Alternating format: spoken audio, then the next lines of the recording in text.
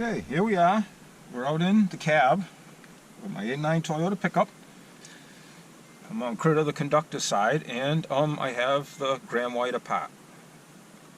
I was having problems with horns just randomly working great and then fouling out, squealing, and then going back to working great again. It wasn't one select solenoid valve. It would do it if one was open, two was open, three was open, it didn't matter, or so on. So I figured I'm going to look into the gram white, and I dug into it. I got it apart. There's this piece here. Okay, it holds the lever. The seat in for when you push the plunger down, it opens it up. Got a couple of O-rings for seals. What I did find is same thing I had a problem with the Nathan P01235 was that the little chips of rust and stuff were getting stuck in it, and it was full of junk, and I blew it out and a great big cloud of brown dust come out. Okay, here's the stem right here. Okay, this one I put a screw in it. They came with like a stud. It was machined in with a nylon stock nut, and well, as soon as I touched it, it broke right off. This thing was like a ball of rust. Not even really much for corners left on it. Everything's stainless and brass, except for the nut that they used to hold the whole thing together. So who's the nut that got this thing wrong? Okay, so anyway, I figured just drill it out, put a screw in it, put a little Loctite on it so it doesn't come apart, and it's all set to go. Got a little O-ring here for the shaft, and what we're going to do is, I got this diuretic grease here. This stuff's great. I love it. And give things a coating. It's great for rubber gaskets and stuff like this too. A little bit goes a long way. Like I say, I want to coat the whole thing, and that'll slow down corrosion and rust at the same time, help it slide through. Okay, then you have this. There's a spring down in here that pushes back up on this. It seats right around this edge right here and pushes this back closed, and the air pressure's on the back side here also, which holds it tight.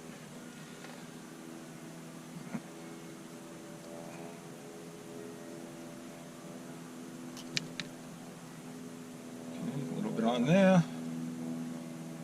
This goes up through here like that. And that's how it works. It hits the button, end of the shaft. When you pull the handle, it opens up. The spring in the base pushes it closed, then the air pressure adds extra pressure and holds it really closed. Okay, got a dollop of grease on there, dollop of grease on there. I already greased the inside. I wiped my fingers around it. Okay, and this slides right down in there like that, and the spring pushes it right back up, so we know we got it going good.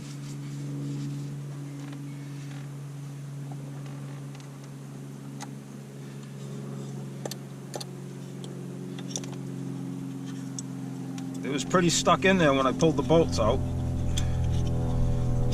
so I took an adjustable wrench and I spread it right here and just went really easy back and forth, and then it broke loose and it came right out.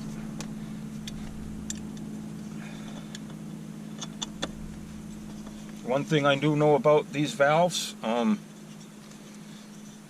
you over tighten the fittings, the casting will split, because it's naturally pipe thread is tapered thread, and it's just like driving a wedge into a log. You do not want to over tighten it, because I've seen two of them that was split up the side, and somebody ended up welding them so they could keep using them. Okay. That ain't cool. I'm missing one.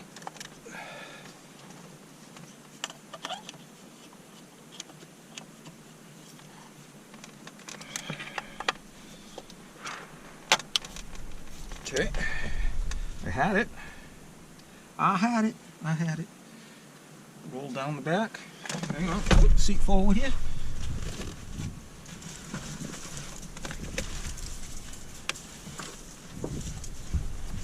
No.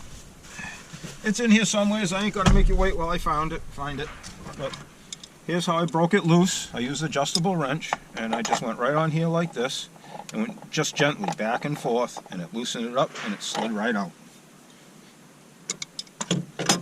Okay.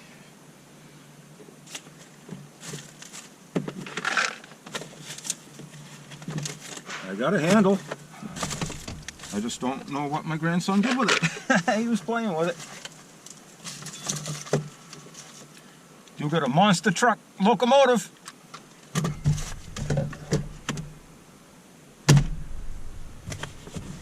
Okay, critter, where'd you put the handle? Okay, well, you get the idea of it anyway. The handle goes on here, and then the pin goes through, and they come with a cotter pin, and I decided not to use a cotter pin. I used a clevis pin, because that way I can remove the handle, and it makes it so much easier, like if we're in the truck and we want to have a pizza or something, rather than having the handle all the way up here, put our pizza here and we can enjoy pizza. Alrighty, everybody, and that's pretty much what a Graham White valve is. I guess you can get rebuild kits for them, but they're not cheap. They look pretty basic. The O-rings you could probably find anywheres. The tapered one in the bottom there for the air. Probably if you went to a good plumbing supply, they could probably match you up with something, would be my guess. But it's a pretty simple valve, actually. Alrighty, everybody. Well, that's how they work. Happy day. See ya.